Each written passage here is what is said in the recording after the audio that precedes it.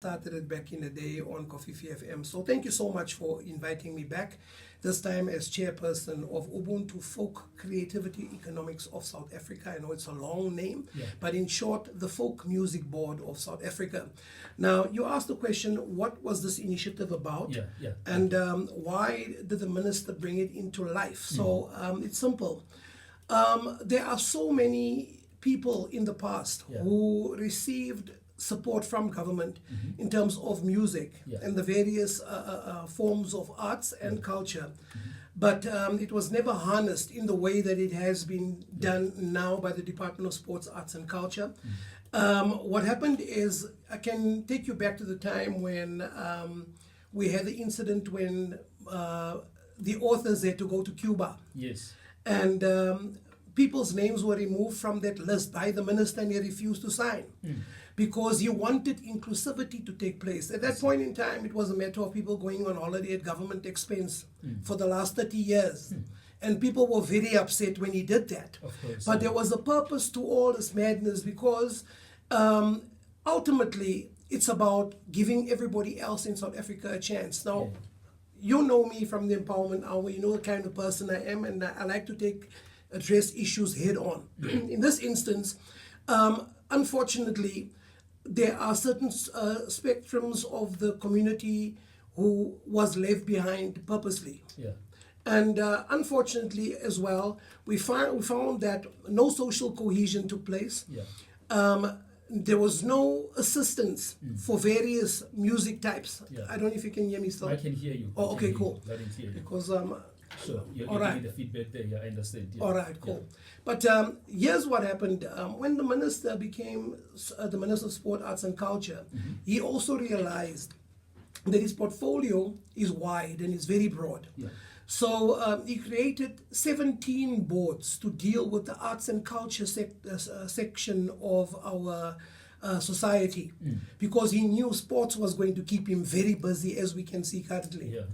And as a result, these 17 boards were brought into life, were structured formally, and each board has a mandate to execute. Now, I'm here to speak to you about the Folk Music Board in particular, because the other genres were there already. You remember SIFSA and the like. They were already in governance in music, you know, and there are genres that were left out.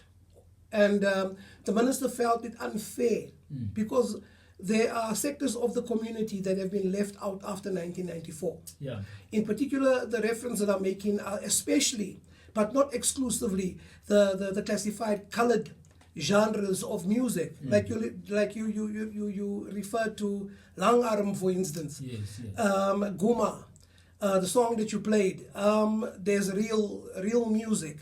Even Saki, we don't hear that readily on our radios, you know, unless the person behind it was a person like David Kramer or some of the people, the most famous names that came with that genre. But folk music in South Africa never really received a lot of assistance. Now, when I say folk, I'm particularly referencing those genres that I've mentioned. Kaapse Klopse music, real music, even Pinkster, Afrikaans Pinkster. So these genres had to be incorporated into the broader genre of folk music. Yes, folk is very broad because there's still Maskandi, there's Batanga, there's a whole lot, even storytelling. But in this instance, those genres are already governed.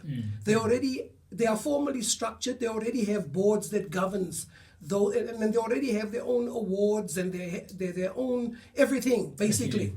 So these genres that we represent that have been included, these ones need to get that same scope.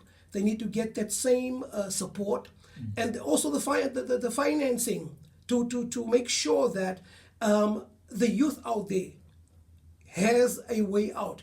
And what's nice about the 17 boards that have been created, I don't only speak about or only to the Folk Music Board. We speak to all 16 because we are united in that sense. So the reason why I came on Kofifi FM today is simply for letting the public know that anything and everything that you find yourself busy with in terms of creativity, that falls under arts and it falls under culture. Absolutely. And as you're speaking about that, because you mentioned that others have been supported, so it is about also giving a platform to those that have not been given a platform before. And I wonder, as we speak about that, Mr. Shakes, I'm already thinking about the support. Yes, the minister spoke about this, but I wonder what kind of support will the government, maybe as someone who's actually in this kind of, or in this field of music, so to say, this genre of music, what can the government do? What is the government going to do to make sure that I am supported like any other genre? All right. What has happened is a lot of power has been given to the boards. Okay, we are still in the interim phase of rolling out who we are, people getting to know what we do, what we stand for. But government, or rather should I say, yes, government, because it's a government mandate from the Minister of Sport, Arts and Culture, is simply to make sure that inclusivity happens. And we as the boards must make sure that we find the grassroots talent, unearth them, and bring them and to platforms that we create in order to showcase the talent. Just a case in point, do you remember when the GNU's in my head, when the G20 started in Sandton, when the plenary was happening, then the minister went to the street. He picked up guys, these guys that dance with the beer crates at the robots, the traffic lights. Yeah, like Pansulas. Those Pansulas. He went and he brought them to great concern and criticism of those who feel that the genre was just beneath them. They criticized the minister. How can he bring people like this to come and open such a prestigious event? You know how people are. And unfortunately for them, they didn't realize that thing caught the attention of the world to the point where immediately after they danced, those guys got invited to about 4 countries in Asia. Because it is unique to South Africa. It is. Yeah. That shows you how we can take for granted the giftings that we have amongst ourselves.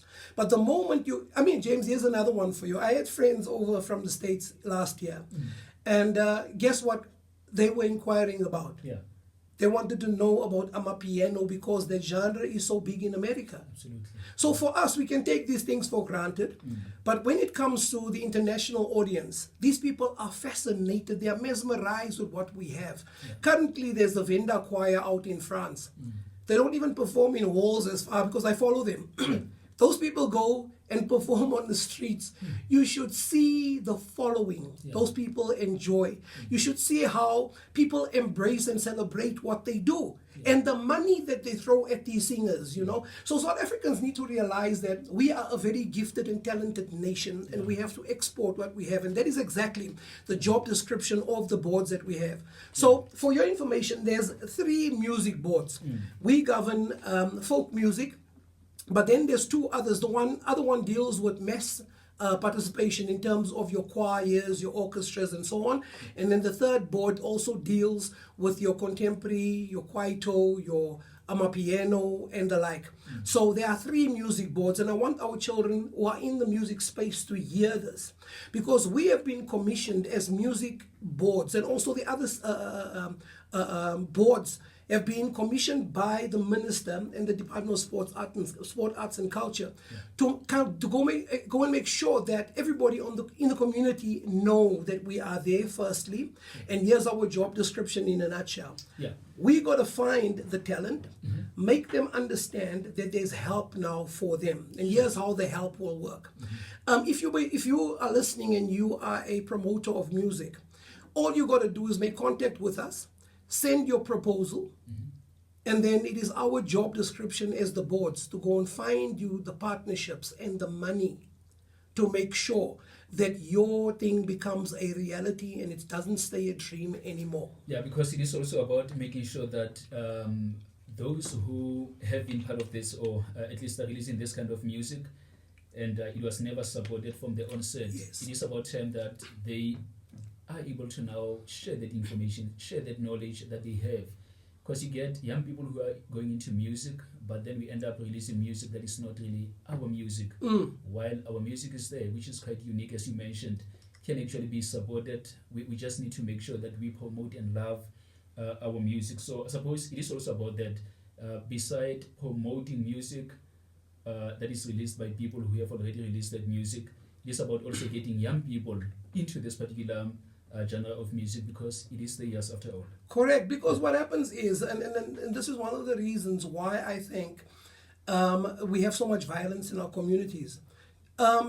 There's a saying, the proverb that says, the devil finds work for idle hands. Yeah.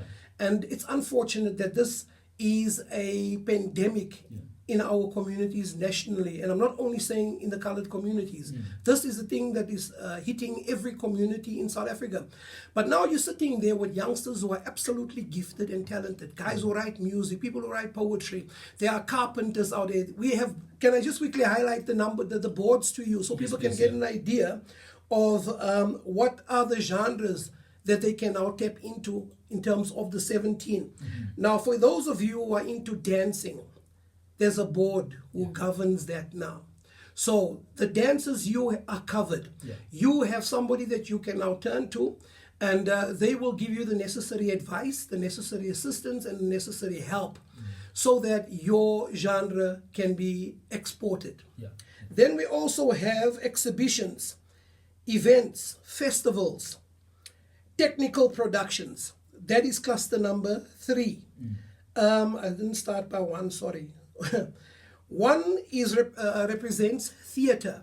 So if you in Auntie Bree's space, and I love that woman, I've never forgotten about her. So yeah, she's amazing in terms of community building and development. Then we have musical theater. Then we also have opera. Those 3 genres fall under cluster number 1. I see, yeah. So people can actually make notes. So if you know somebody in that space, tell them there's help, there's assistance. Do you know, I was in the States, 2001 I came back. At that point, Lion King was playing on Broadway. It is still playing on Broadway. People actually bought tickets to leave as inheritance for their children. So it shows that there is an appetite for this kind of content, if you like, or this kind of including also genres of music that we have. So you mentioned that there are other clusters that are also from cluster number 1. How many clusters do we have again? We have 17 in total. 17, that's a lot. That is a lot. But it shows you that the minister thought it well through to cover all aspects of arts and culture. You'll see now as I go through the list. So I mentioned exhibitions. If you are a person who does marketing, here's one for you. Events, there's festivals. Then we also have technical productions. And James, it's amazing how many people we have. Here at Kofifi, I saw people who are busy with productions, people who are making movies and skits and whatever else that they're recording. There's help for them as well. You'll see as we go along. Then there's the visual arts. If you're in visual arts, there's help for you. Then cluster number 5 deals with the spoken word. I just forgot this. Is it Lisa Giels? I know she was one of the poets here from the area. I remember her from the Peace and Reconciliation back in the day with the gangsters. Remember? So she was brilliant, and that name stuck in my head. Poetry, storytelling, stand-up comedy. So if you think you're funny and you want to take it to the next level, where Trevor Noah and the like are, Dylan Oliphant and the like, you can tap into